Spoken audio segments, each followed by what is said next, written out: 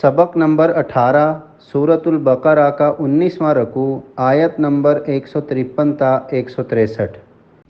قرآن مجید کی تلاوت با تجوید، حروف و الفاظ کی بامعنی پہچان، جدید پیرائے میں ہر آیت کا آسان ترجمہ، آخر میں ہر آیت کی مختصر تشریح۔ حافظ محمد قاسم خان کی آواز میں۔ بسم اللہ الرحمن الرحیم۔ یا ایہا الذین آمنوا استعینوا بالصبر والصلاة ان اللہ مع الصابرین۔ یا ایہا الذین آمنوا، اے لوگو جو ایمان لائے ہو، استعینوا مدد چاہو تم، بالصبر والصلاة صبر اور نماز کے ذریعے، ان اللہ مع الصابرین بلا شبہ اللہ صبر کرنے والوں کے ساتھ ہے۔ پوری آیت: اے ایمان والو تم صبر اور نماز کے ذریعے مدد چاہو، بلا شبہ اللہ صبر کرنے والوں کے ساتھ ہے۔ وَلَا تَقُولُوا لِمَن يُقْتَلُ فِي سَبِيلِ اللَّهِ أَمْوَاتٌ بَلْ أَحْيَاءٌ وَلَكِن لَّا تَشْعُرُونَ۔ وَلَا تَقُولُوا اور نہ کہو تم، لمن اس کو جسے، یقتل قتل کر دیا گیا، فی سبیل اللہ اللہ کی راہ میں، امواتن مردہ، بل احیاء بلکہ وہ زندہ ہے، ولکن لا اور لیکن نہیں، تشعرون تم شعور رکھتے۔ پوری آیت: اللہ کی راہ میں جسے قتل کر دیا جائے اسے تم مردہ مت کہو، بلکہ وہ زندہ ہے لیکن تمہیں اس زندگی کا شعور نہیں۔ وَلَنَبْلُوَنَّكُم بِشَيْءٍ مِّنَ الْخَوْفِ وَالْجُوعِ وَنَقْصٍ مِّنَ الْأَمْوَالِ وَالْأَنفُسِ وَالثَّمَرَاتِ وَبَشِّرِ الصَّابِرِينَ۔ وَلَنَبْلُوَنَّكُمْ اور ہم ضرور آزمائیں گے تمہیں، بِشَيْءٍ کسی قدر، من الخوف خوف سے، والجوع اور فاقوں سے، ونقص اور نقصان سے، من الاموال مالوں کے، والانفس اور جانوں کے، والثمرات اور پھلوں کے، وبشر الصابرین اور خوشخبری دے دو صبر کرنے والوں کو۔ پوری آیت: اور ہم ضرور آزمائیں گے تمہیں کسی قدر خوف سے اور فاقوں سے، مالی جانی اور پھلوں کے نقصان سے، اور خوشخبری دے دو صبر کرنے والوں کو۔ الذین اذا اصابتهم مصیبة قالوا انا للہ وانا الیہ راجعون۔ الذین وہ لوگ جو، اذا اصابتہم جب پہنچی ان کو، مصیبت کوئی مصیبت، قالو کہتے وہ، انا للہ ہم اللہ ہی کے لیے ہیں، وانا الیہ اور ہم اسی کی طرف، راجعون لوٹ کر جانے والے ہیں۔ پوری آیت: وہ لوگ جنہیں جب بھی کوئی مصیبت پہنچی کہتے ہم اللہ ہی کے لیے ہیں اور ہم اسی کی طرف لوٹ کر جانے والے ہیں۔ اولئک علیہم صلوات من ربہم ورحمۃ واولئک ھم المہتدون۔ اولئک وہ لوگ، علیہم اوپر ان کے، صلوات برکتیں ہیں، من ربہم ان کے رب کی طرف سے، ورحمۃ اور رحمتیں ہیں، واولئک اور وہ لوگ، ہم المہتدون وہی ہدایت پانے والے ہیں۔ پوری آیت: ان لوگوں پر ان کے رب کی طرف سے برکتیں اور رحمتیں ہیں اور وہی لوگ ہدایت پانے والے ہیں۔ ان الصفا والمروة من شعائر اللہ فمن حج البیت او اعتمر فلا جناح علیہ ان یطوف بہما ومن تطوع خیرا فإن اللہ شاکر علیم۔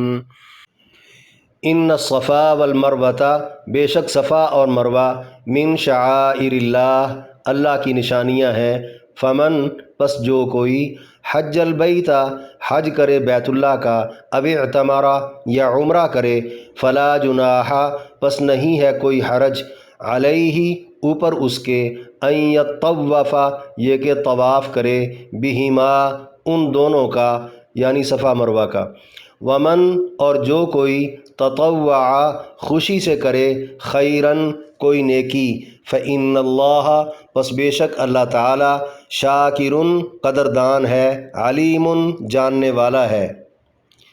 پوری آیت۔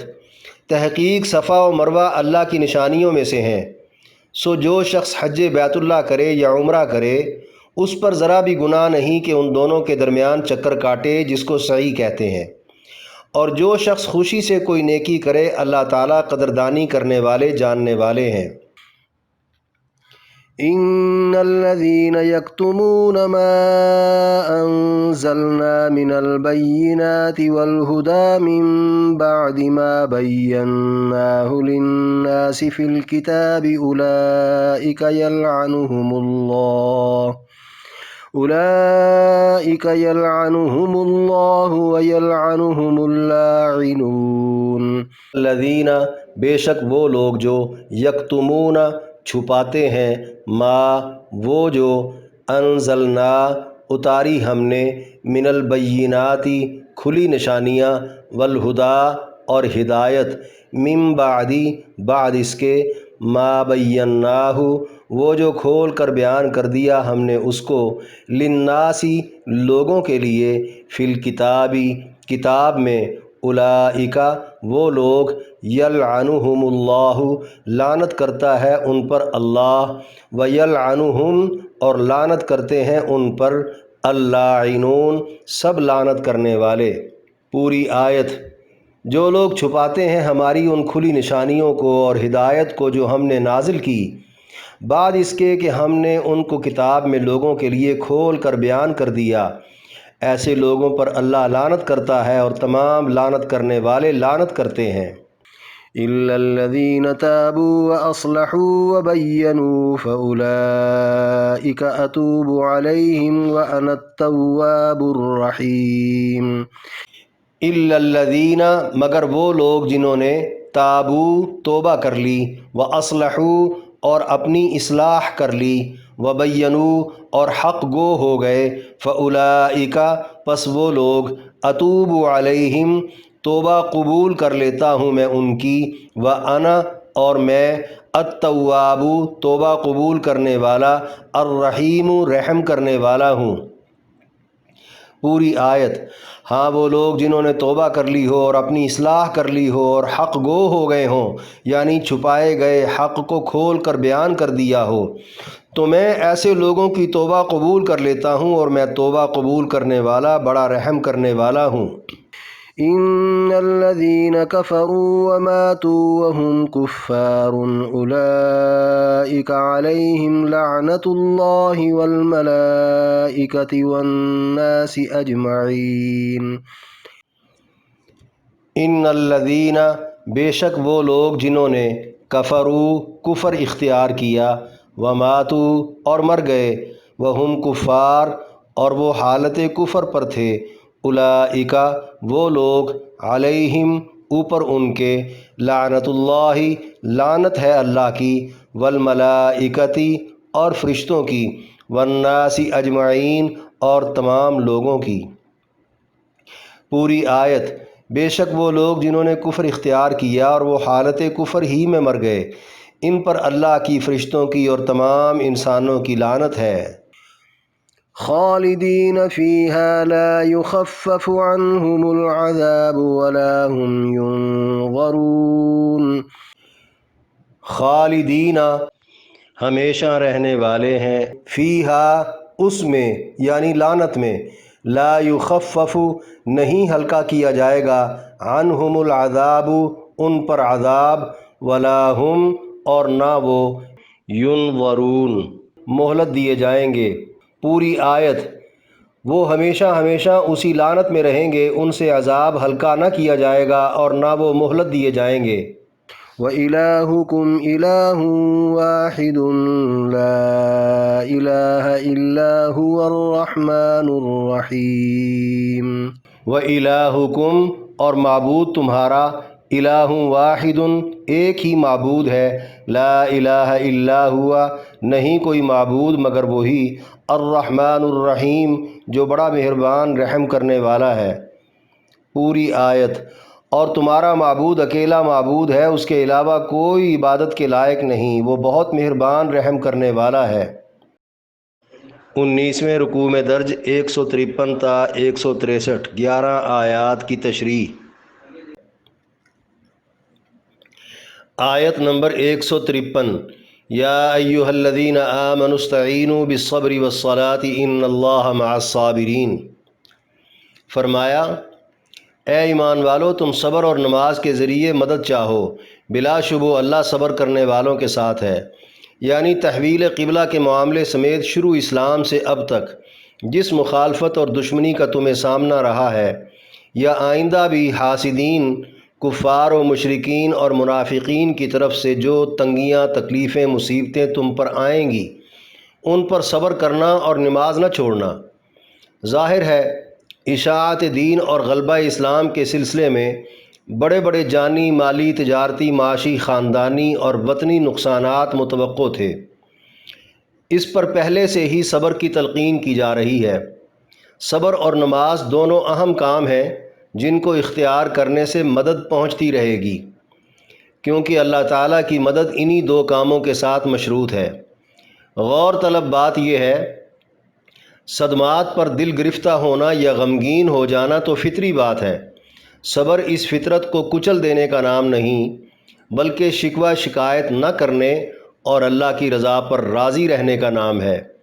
جیسے ڈاکٹر کسی کا آپریشن کر رہا ہو، مریض سخت پریشان بھی ہو، تب بھی ڈاکٹر کو وہ اپنا خیر خواہ ہی سمجھ رہا ہوتا ہے اور ان سے کوئی شکوہ نہیں کرتا، بلکہ یقین رکھتا ہے کہ اسی میں بہتری ہے۔ اسی طرح اللہ تعالیٰ کی طرف سے ہر قسم کے حالات میں بھی بہتری ہوتی ہے۔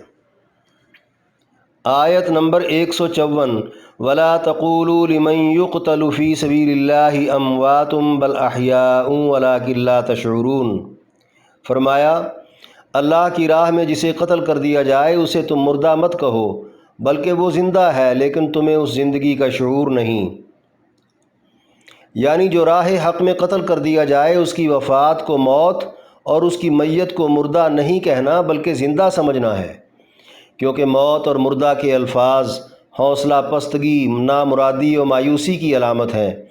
ان دو لفظوں کی جگہ اسلام نے جو دو لفظ متعارف کروائے ہیں وہ شہادت اور شہید کے ہیں، جو عزم و استقلال اور جذبہ جہاد و قربانی کو مزید ابھارتے ہیں۔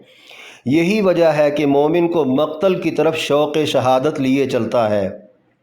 یہاں یہ بات بڑی واضح ہے، شہادت یا شہید کی اصطلاح اسلام نے وضع کی ہے، جو ایسے راہ حق کے مقتول کے لیے استعمال ہوتی ہے جس کا مقصد غلبہ اسلام اور اقامت دین ہو، یا پھر جن بعض صورتوں میں فوت ہونے والے مسلمان کو اللہ کے نبی نے شہید کی طرح قرار دے دیا ہو۔ آج کل کون ہلاک اور کون شہید ہے، اس میں بھی لوگوں نے ذاتی پسند ناپسند کی بنیاد پر اپنی ترجیحات کو مقدم بنا لیا ہے، جو کہ غلط ہے۔ آخر میں فرمایا، بلکہ وہ زندہ ہے لیکن تمہیں اس زندگی کا شعور نہیں۔ یعنی راہ حق کا مقتول اگرچہ بظاہر مر جاتا ہے، جس کا معنی موت لیا جا سکتا ہے، مگر اس کی موت کو عام موت سمجھنے اور اسے مردہ کہنے کی ممانعت کر دی گئی ہے، کیونکہ وہ اللہ کے ہاں زندہ ہے۔ اب کھوج میں پڑنا کہ وہ کیسے زندہ ہے، اس کی زندگی کیسی ہے، اللہ تعالیٰ نے یہ کہہ کر کہ تمہیں اس کا شعور ہی نہیں، کھود کرید کا باب ہی بند کر دیا۔ جس معاملے کا اللہ نے ہمیں شعور دیا ہی نہیں، اس پر بات کرنا مناسب ہی نہیں۔ آیت نمبر 155، وَلَنَبْلُوَنَّكُمْ بِشَيْءٍ مِّنَ الْخَوْفِ سے وَبَشِّرِ الصَّابِرِينَ تک۔ فرمایا، اور ہم ضرور آزمائیں گے تمہیں کسی قدر خوف سے اور فاقوں سے اور مال اور جان اور پھلوں کے نقصان سے۔ یعنی دنیا میں ایمان والوں پر مصائب و مشکلات کا آنا یقینی امر ہے، یہ اللہ کی سنت ہے تاکہ ایمان والوں کا صبر و ضبط جانچا جا سکے اور دین و ایمان پر استقامت کو پرکھا جا سکے، پھر اسی حساب سے ثواب کا بڑھنا اور درجات کا بلند ہونا اللہ کے ہاں طے ہے۔ چونکہ غلبہ اسلام و اقامت دین کی جدوجہد میں اب پیش قدمی ضروری تھی اور مخالفین کی طرف سے سخت رد عمل بھی متوقع تھا، جس کے نتیجے میں جانی مالی نقصانات لازمی تھے۔ اس لیے پچھلی دو آیات اور اس آیت میں ممکنہ اذیتوں کا سامنا کرنے کے لیے ذہنی طور پر تیار کر کے خندہ پیشانی سے نقصانات کو برداشت کرنے اور مصائب کو جھیلنے کی تلقین کی جا رہی ہے۔ آخر میں فرمایا، اور خوشخبری دے دو صبر کرنے والوں کو، یعنی جو ایسے خوفناک حالات کا مقابلہ کرتے ہوئے مار دیے جائیں یا شدید زخمی کر دیے جائیں یا بچ تو جائیں مگر زندگی مفلوج ہو کر رہ جائے، پھر بھی وہ اللہ رسول کے ساتھ کھڑے رہیں۔ ایسے صابر و شاکر لوگوں کو جنت میں ملنے والی بیش بہا نعمتوں کی خوشخبریاں سنا دیجیے۔ آیت نمبر 156، الذین اذا اصابتہم مصیبۃ قالوا انا للہ وانا الیہ راجعون۔ فرمایا، وہ لوگ جنہیں جب بھی کوئی مصیبت پہنچی کہتے ہم اللہ ہی کے لیے ہیں اور ہم اسی کی طرف لوٹ کر جانے والے ہیں۔ یعنی ہر مصیبت پر یہ جملہ بولنا انا للہ وانا الیہ راجعون نہ صرف صابرین کی علامت ہے بلکہ اللہ کی طرف سے ہدایت بھی ہے، کیونکہ اس میں عقیدے سے متعلق دو باتیں بڑی واضح ہیں۔ ایک تو یہ کہ ساری کائنات اور کائنات میں موجود تمام چیزوں کی طرح ہم بھی اللہ کی ملکیت ہیں، اور مالک اپنی ملکیت میں ہر طرح کے تصرف کا پورا پورا حق رکھتا ہے، چاہے ہمیں وہ آسائشوں میں رکھے یا پھر تکلیفوں میں، اسے پورا اختیار حاصل ہے۔ دوسری یہ کہ ہم نے آج نہیں تو کل مرنا ہی مرنا ہے، اور مرنے کے بعد دوبارہ زندہ ہونا اور اللہ کے ہاں جمع ہونا یقینی ہے، اور موت ہی اللہ کی طرف واپس لوٹنے کا ایک ذریعہ ہے۔ بڑی سے بڑی مصیبت کے وقت اس جملے کو اگر معنی سمجھ کر پڑھا جائے تو قلبی اور روحانی طور پر صبر اور سکون خود بخود آ جاتا ہے، لہذا چھوٹی بڑی تمام مصیبتوں پر انا للہ و انا الیہ راجعون کہنا چاہیے۔ آیت نمبر 157، اولئک علیہم صلوات من ربہم ورحمۃ واولئک ھم المہتدون۔ فرمایا، ان لوگوں پر ان کے رب کی طرف سے برکتیں اور رحمتیں ہیں اور وہی لوگ ہدایت پانے والے ہیں۔ یعنی جو مصائب و آلام پر صبر کر جائیں اور اللہ سے کوئی گلہ شکوہ نہ کریں اور نہ ہی اپنا دین ایمان خراب ہونے دیں، ان پر اللہ کی طرف سے برکتیں اور رحمتیں نازل ہو رہی ہیں، جن کے سبب انہیں نیکیوں کی توفیق ملتی ہے۔ سب سے بڑی بات یہ کہ وہ اللہ کے ہاں مستند ہدایت یافتہ لوگوں میں شمار ہوں گے۔ اللہ کی تمام نعمتوں میں سے ہدایت کا مل جانا سب سے بڑی نعمت ہے، جس کا صلہ جنت اور اللہ کی رضا ہے۔ آیت نمبر 158، ان الصفا والمروۃ من شعائر اللہ سے فإن اللہ شاکر علیم تک۔ فرمایا، تحقیق صفا و مروہ اللہ کی نشانیوں میں سے ہیں۔ پچھلی آیات میں بیت اللہ کو قبلہ بنا لینے کا حکم صادر ہوا تھا۔ اس آیت میں بیت اللہ کے قریب واقع دو پہاڑیوں کو اللہ تعالیٰ نے اپنی نشانی قرار دے کر حج و عمرہ کے دوران ان کے چکر کاٹنے کا حکم دے دیا۔ حضرت ابراہیم علیہ السلام اپنی بیوی حضرت ہاجرہ اور دودھ پیتے بچے حضرت اسماعیل علیہ السلام کو ملک شام سے مکہ وادی میں چھوڑ کر واپس چلے گئے، تو اس کے کچھ ہی دن کے بعد خوراک ختم ہو جانے پر پیاس سے بلکتے بچے کے لیے اللہ کے بھروسے پر پانی کی تلاش میں بی بی ہاجرہ کبھی صفا پہاڑی پر تو کبھی مروہ پہاڑی پر چڑھ کر دور دور تک دیکھتیں کہ کہیں کوئی پانی کے آثار مل جائیں یا کوئی قافلہ آتا جاتا نظر پڑ جائے جس کے پاس پانی ہو، تاکہ وہ اپنی اور اپنے بچے کی پیاس بجھا سکیں۔ خدا کی قدرت، ننھے بچے اسماعیل علیہ السلام کے پاؤں کی جانب آب زمزم کا چشمہ پھوٹ پڑا، اور وہ جو دونوں پہاڑوں پر توکل علی اللہ رزق کی طلب میں چکر کاٹے گئے تھے، اللہ تعالیٰ نے ان چکروں کو مقبول بنا کر مناسک حج و عمرہ میں شامل فرما دیا۔ اس طرح ان دونوں پہاڑوں کو اللہ نے اپنی نشانی بنا لیا۔ آگے فرمایا، سو جو شخص حج بیت اللہ کرے یا عمرہ کرے، اس پر ذرا بھی گناہ نہیں کہ ان دونوں کے درمیان چکر کاٹے۔ حج ہو یا عمرہ، صفا مروہ کے ساتھ چکر پورے کرنے یعنی سعی کرنے کا حکم الہی حنفی فقہ کے مطابق واجب درجے کا ہے۔ اگر یہ رہ گیا تو ایک دم دینا پڑے گا، یعنی بکرا ذبح کرنا پڑے گا۔ اللہ تعالیٰ کا یہ کہنا کہ ذرا بھی کوئی گناہ نہیں، اس کی تفصیل کچھ یوں ہے۔ جہالت کے سبب قبل از اسلام ملت ابراہیمی کی اصل شکل نظروں سے اوجھل ہو چکی تھی، جبھی تو مشرکین مکہ نے مرکز توحید یعنی بیت اللہ میں 360 بت رکھ چھوڑے تھے، جن کی صبح و شام وہ لوگ پرستش کیا کرتے تھے۔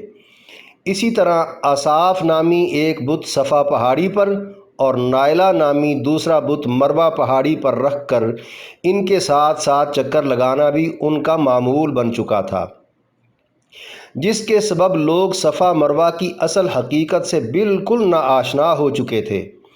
باوجود بت پرستی کے کچھ لوگ ان دونوں بتوں کے متعلق اچھی رائے نہیں رکھتے تھے، وہ اس بنا پر صفا مروہ کے چکر ناجائز سمجھتے تھے۔ حضور علیہ السلام نے ملت ابراہیمی کے مطابق مناسک حج کو جب ان کی اصلی شکل میں بحال کیا، جس میں صفا مروہ کی سعی بھی تھی، تو بعض مسلمان کترانے لگے کہ کہیں بت پرستوں سے مشابہت نہ ہو جائے، خاص کر ان دو غلیظ بتوں کی عزت افزائی نہ ہو جائے۔ اس پر اللہ تعالیٰ نے فرمایا، تم پر ذرا سا بھی کوئی گناہ نہیں ہے، کیونکہ تم جہالت سے پہلے والی اصل ابراہیمی ملت پر واپس آ چکے ہو۔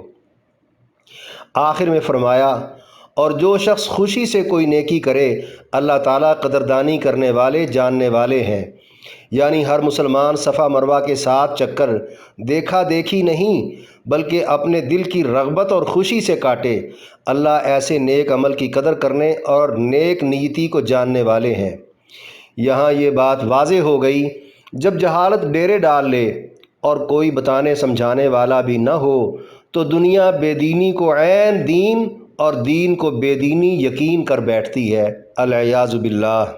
آیت نمبر 159 ان الذین یکتمون سے ویلعنہم اللاعنون تک فرمایا، جو لوگ چھپاتے ہیں ہماری ان کھلی نشانیوں کو اور ہدایت کو جو ہم نے نازل کی، بعد اس کے کہ ہم نے ان کو کتاب میں لوگوں کے لیے کھول کر بیان کر دیا۔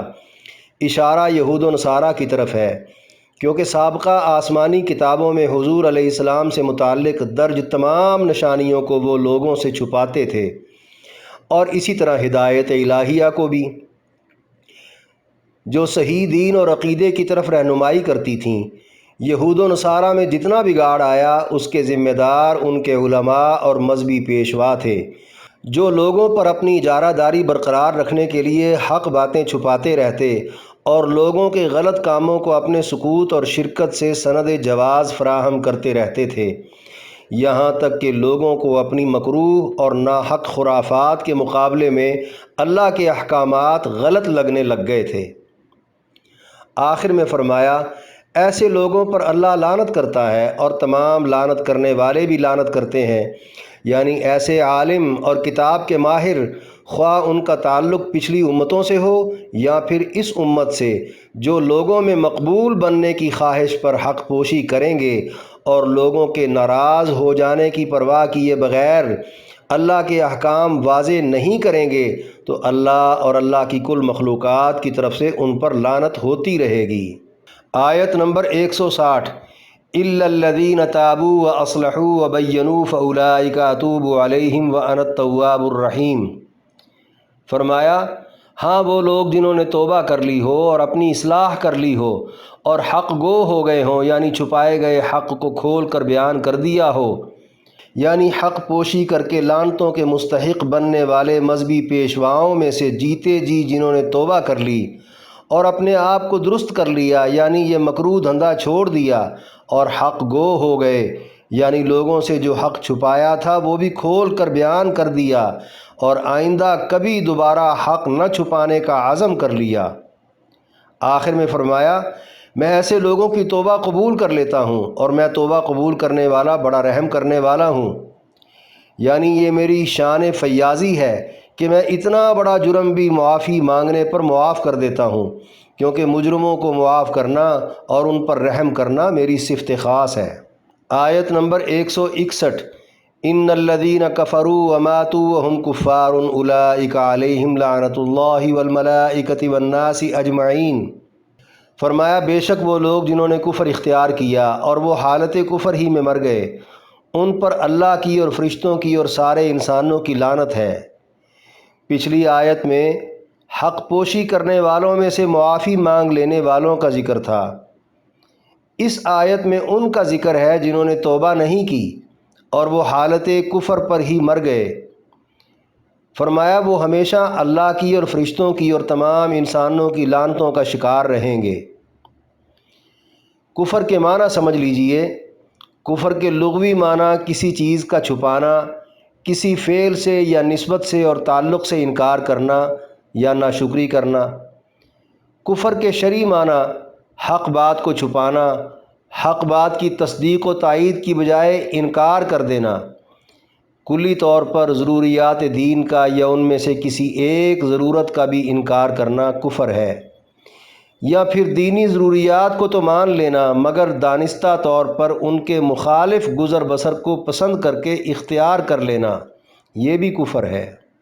آیت نمبر 162 خالدین فیہا لا یخفف عنہم العذاب ولا ہم ینظرون۔ فرمایا وہ ہمیشہ ہمیشہ اسی لعنت میں رہیں گے، ان سے عذاب ہلکا نہ کیا جائے گا اور نہ وہ مہلت دیے جائیں گے، یعنی لعنتوں کا یہ سلسلہ منقطع نہ ہوگا۔ دنیاوی زندگی میں اللہ کی لعنتیں ملعونوں کو محسوس نہیں ہوتیں، نہ ہی دیکھنے والوں کو نظر آتی ہیں، مگر مرتے ساتھ ہی وہ لعنتیں شدید عذاب کی شکل میں مردوں پر وارد ہو جاتی ہیں۔ اس عذاب سے جو تکلیف پہنچتی ہے جہنم میں جانے تک اس میں تخفیف ہوگی، نہ ہی وقفہ آئے گا۔ یہی صورتحال جہنم میں پہنچنے کے بعد بھی جاری رہے گی۔ آیت نمبر 163 وَإِلَٰهُكُمْ إِلَٰهٌ وَاحِدٌ لَا إِلَٰهَ إِلَّا هُوَ الرَّحْمَٰنُ الرَّحِيمُ۔ فرمایا اور تمہارا معبود اکیلا معبود ہے۔ اوپر جو مضمون بیان ہو رہا ہے کہ حق بات کو چھپانے کے جرم سے پکی سچی توبہ کر لی اور یہ دھندا چھوڑ دیا تو معافی مل جائے گی، ورنہ لعنتیں پڑتی رہیں گی۔ اس مضمون کے مطابق یہاں یہ فرما دینا ضروری تھا کہ تمہارا معبود اکیلا معبود ہے، یعنی معبود حقیقی تم سب کا ایک ہی ہے۔ معافی مانگنی ہے تو بھی اسی سے، اور اگر سزا دینی ہے تو بھی اسی ایک ہی معبود نے دینی ہے۔ دوسرا کوئی معبود ہے ہی نہیں کہ تم اس کی مداخلت کی یا اس سے کوئی خیر کی توقع وابستہ کر لو۔